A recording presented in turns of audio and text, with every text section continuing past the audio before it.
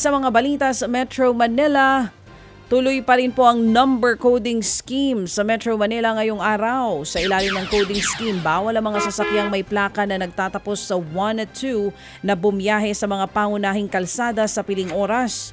Ayon kay MMDA Acting Chairperson Romando Artes, minabuti nilang ituloy ang coding scheme para malimitahan pa rin ang mga bilang ng mga sasakyan sa lansangan ngayong umaga. Lalo pat inaasahang bibigat ang daloy ng trapiko sa Quezon City dahil nga isinara ang bahagi ng Commonwealth Avenue para sa sona ng Pangulong Bongbong Marcos. Nasunog naman ang bodega ng isang online shop sa Quiapo, Maynila. Mabilis kumalat ang apoy sa gusali na imbaka ng mga produkto pasado alas 3 ng madaling araw kahapon. Bandang alas 5 naman nang maideklarang fire out ang sunog. Pero hindi pa nakakahinga ang mga bumbero, may panibagong apoy na naman ang sumiklab. Kaya naman gumamit na ng kemikal ang mga bumbero para labanan ng apoy. 3 nasugatan matapos magtamo ng mga paso sa katawan. Inaalam pa ngayon ang sanhi ng sunog at ang halaga ng pinsala nito. Pero paniniwala ng mga residente na iwang nakacharge na electric bike ang sanhi ng apoy. Nasunog naman ang isang residential area sa Talon 4 sa Las Piñas City. Nangangalit na apoy ang sumalubong sa mga bumbero. Inabot ng mahigit 1 oras bago naapula ang sunog. 3 bahay ang naabo, 2 naman ang sugatan.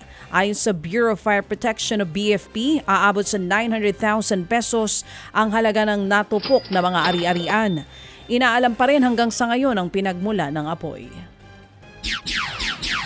Isinara na nga para ayusin ang nag-viral na wheelchair ramp sa isang footbridge ng EDSA busway sa Philam, Quezon City. Unang binatiko sa mga netizen ang nasabing rampa dahil nga masyado raw itong matarik. Kaya naman ang mga persons with disabilities na gagamit ito'y mas lalong nahirapan na pumanik at bumaba.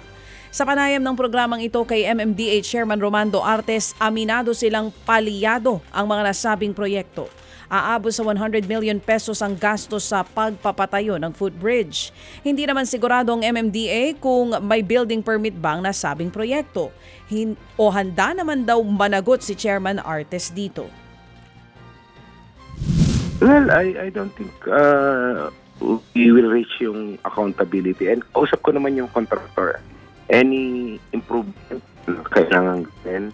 Although I don't think it's his fault kasi sumunod naman sa specifications na binigay namin will be shouldered by him at no cost to the government. Well, the box to be cutted kasi ako ang ultimate na nag-approve. If that's what you want. Yeah. Opo. So kumbaga po, ang responsibility po dito, ang pag-ako ng responsibility po ay nasa sa inyo. Ay, ako po yan. As a agency. Yan nga po ang tinig ni MMDA Chairman, Attorney Romando Artes. Ted Filon at DJ Chacha ngayon nasa Radyo 5 92.3 News FM Monday to Friday 6 to 10 a.m.